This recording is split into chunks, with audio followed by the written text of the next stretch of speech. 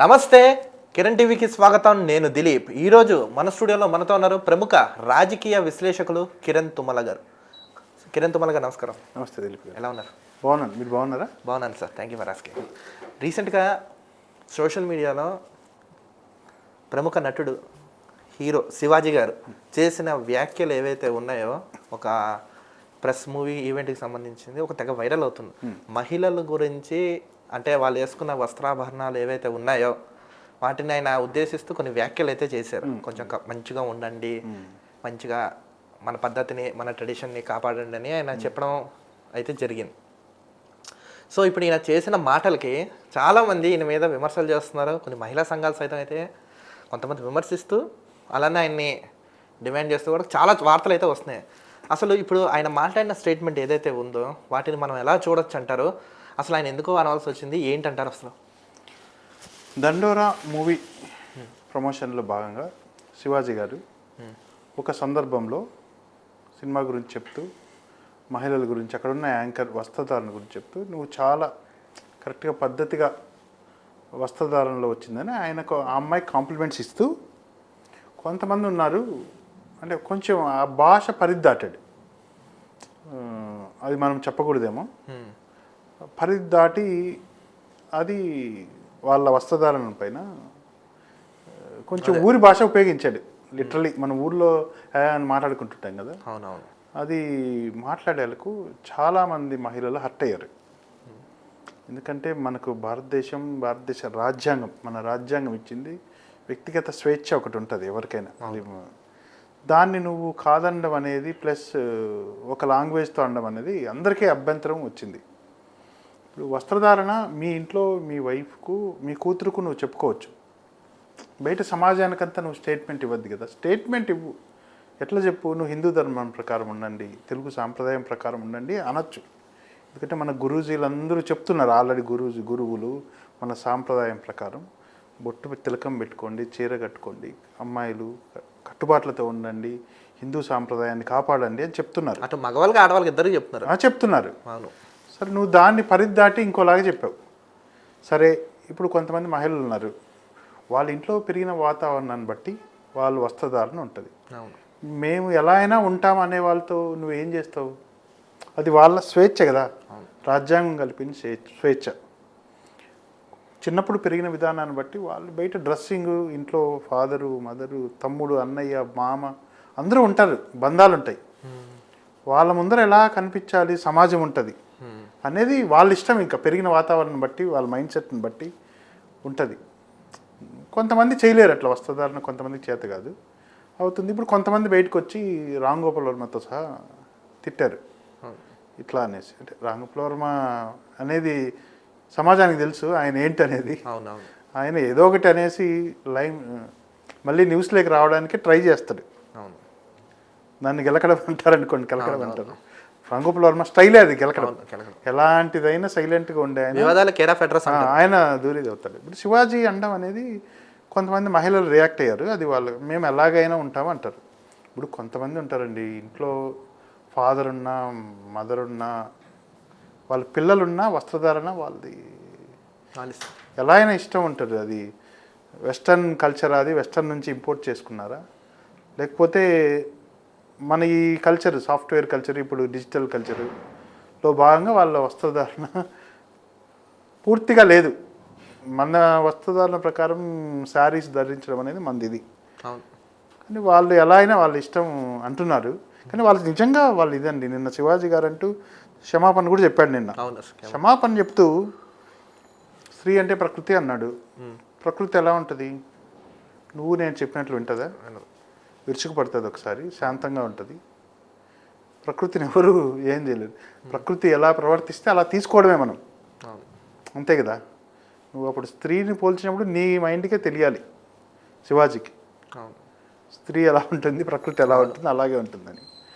కానీ ఆయన చెప్పిన ఉద్దేశం ఏంటంటే, ఇటీవల కొన్ని పరిణామాలు కొంతమంది జనంలోకి ఈ షాప్ ఓపెనింగ్లని, షోరూమ్ ఓపెనింగ్లని, అడ్వర్టైజ్మెంట్లు కానీ వాళ్ళకి వెళ్ళినప్పుడు అదుపు తప్పి వాళ్ళ మీద పడిపోతున్నారు, లాగేస్తున్నారు మహిళల్ని అనే దాంట్లో మీ వస్త్రధారణ మీది బాగుంటే అలా చేయరు కదా అనేది ఆయన పాయింట్. ఆయన పాయింట్ ఆఫ్ వ్యూ.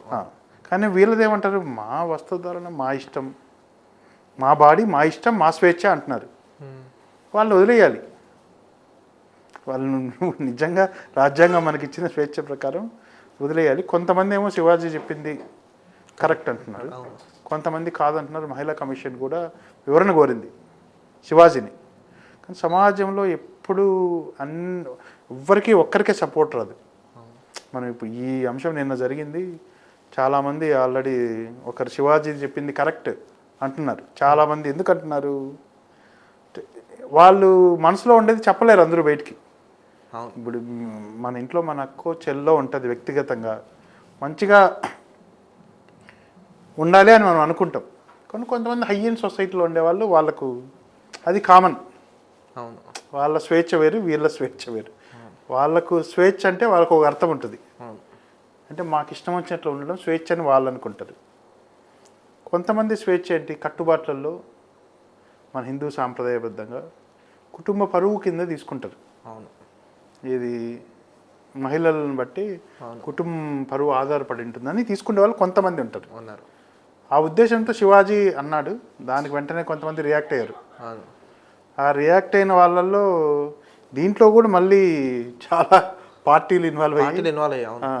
కొంతమంది రకరకాలు ఇన్వాల్వ్ అయిపోతాయి. ఎందుకంటే అతను ఒక వర్గానికి సపోర్ట్ చేస్తున్నాడు, ఒక పార్టీకి అనేది నెక్స్ట్ వాళ్ళు వెంటనే తీసుకొని ఇచ్చేశారు. ఏదేమైనా శివాజీ తెలుసుకోవాల్సింది ఏంటంటే, నలుగురిలో పర్సనల్గా మాట్లాడుకోవాల్సిన విషయాల్ని బహిరంగ ప్రదేశంలో వ్యాఖ్యానించేటప్పుడు రాజ్యాంగబద్ధమైన వ్యాఖ్యలే చేయాలి. రాజ్యాంగాన్ని దాటి మాట్లాడకూడదు. పబ్లిక్ మీటింగ్ అనేది పబ్లిక్లోకి వెళ్ళిపోతుంది. ఇలా ఆంతరంగంగా ఎవరు కెమెరాలు లేకుండా మాట్లాడుకున్నప్పుడు నువ్వు ఏమైనా మాట్లాడుకో, ఏది నీకు ఇష్టమైతే. కానీ వాస్తవానికి ఆయన కొంతమంది ఏమంటారంటే, ఆయన మాట్లాడింది కరెక్టే, ఉన్నదే చెప్పారు కదా, ఎందుకు ఉలిక్కపాటు అని కొంతమంది అంటున్నారు. కొంతమంది కాదు, సగం మంది అభిప్రాయపడినట్టే కదా. సగం మంది 80% అభిప్రాయపడ్డారు అని చెప్తున్నారు. 80% అదే ఉన్నారు.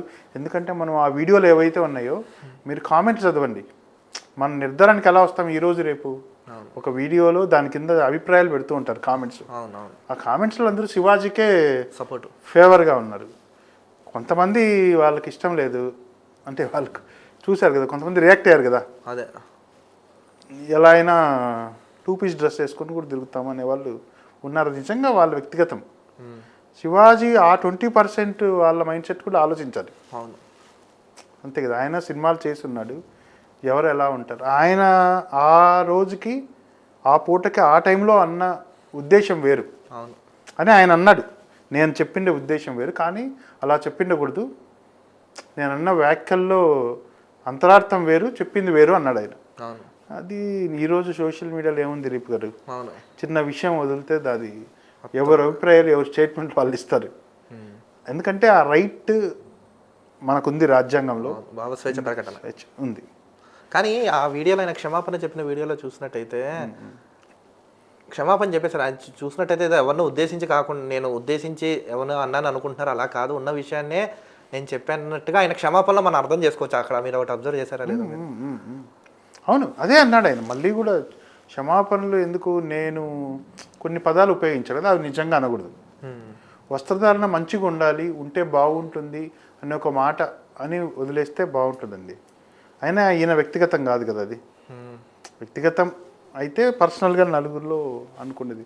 పబ్లిక్ మీటింగ్లో నువ్వు స్టేట్మెంట్ లాగా ఇచ్చేసావు అంటే, వాళ్ళను నువ్వు చెప్పే విధానం మార్చుకొని చెప్పింటే ఇంత శివాజీని వ్యతిరేకించే వాళ్ళు ఇంతలాగా వచ్చేవాళ్ళు కాదు. అదే ఆయన మంచి వేలో మన సాంప్రదాయాలను జోడించి, మహిళ అంటే మన హిందూ సాంప్రదాయంలో కుటుంబ గౌరవానికి చిహ్నం అనేది మన గురుజులు చెప్తుంటారు కదా, మహిళ గురించి, మన సాంప్రదాయం కట్టుబొట్టు గురించి మహిళలకి చెప్తుంటారు, జెంట్స్కు చెప్తుంటారు. అసలు ప్యాంటు షర్ట్ వేసుకోవడమే తప్పు, ధోతిలో తిరగాలి పురుషులు అంటారు. అది తప్పే, ఇది తప్పే.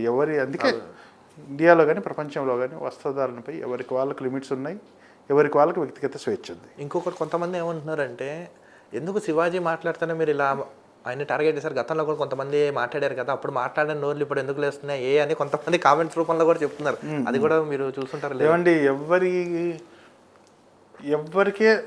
ఎవరు చేస్తుంటే వాళ్ళకి తగులుతాయండి ఏవైనా.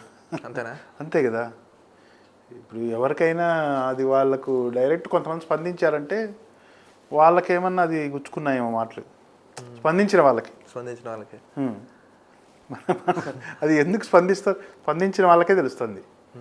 మనం ఇప్పుడు ఈ టాపిక్ గురించి డిస్కస్ చేసుకుంటున్నాం. మనం దీని గురించి నిజంగా వ్యక్తిగత స్వేచ్ఛ గురించి మాట్లాడుకుంటున్నాం. అవును. నిజంగా మహిళలకు వ్యక్తిగత స్వేచ్ఛ ఉంది. వాళ్ళ ఇష్టం, వాళ్ళ కుటుంబం పెరిగిన విధానాన్ని బట్టి వాళ్ళు ప్రవర్తిస్తారు. అవును. పేరెంట్స్ ఎవరైనా, ఇప్పుడు మనం మన అక్కో చెల్లో ఉన్నారండి, మనం ఎలా ఉండాలని కోరుకుంటామో అందరూ అలాగే ఉండాలని కోరుకుంటారు అనుకుంటారు. అలా లేకుంటే మా ఇష్టం అని ఇంట్లో చెప్పారనుకో, మన దానికి కూడా మనం ఏం చేసేయలేదు.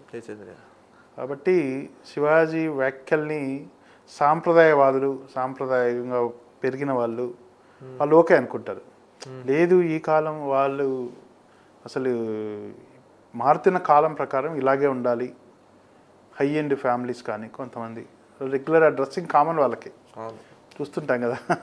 మన కల్చర్ అది. పబ్లిక్ సినిమాల్లో చూసేవాళ్ళం, ఇప్పుడు డైరెక్ట్ ఫంక్షన్స్లో ఈవెంట్లలో చూస్తున్నాం. మనం పెళ్ళైన వాళ్ళు పెళ్లి కాని వాళ్ళు కూడా అలానే మనకు కనబడుతున్నారు. చూస్తున్నాం. ఏజ్డ్ వాళ్ళు, పెద్ద ఏజ్ ఉండేవాళ్ళు కూడా అదే డ్రెస్సింగ్లో ఉన్నారు. కానీ ఏదేమైనా శివాజీ గారు ఒక మంచి ఉద్దేశంతో చెప్తే అది ఈ విధంగా వెళ్ళడం అనేది ఆయన బహుశా ఆయన కూడా ఇది గ్రహించి ఉంటాడేమో. అంటే ఆయన హార్ష్గా చెప్పాడేమో అనిపించింది. చెప్పే పద్ధతే ఉంటానండి నేను మీకు. అవును. హార్ష్గా చెప్తే హార్ష్గానే ఎక్కుద్ది. దాని ప్రేమతో అర్థమయ్యేలాగా మెల్లగా చెప్తే ఉంటాయి కదా.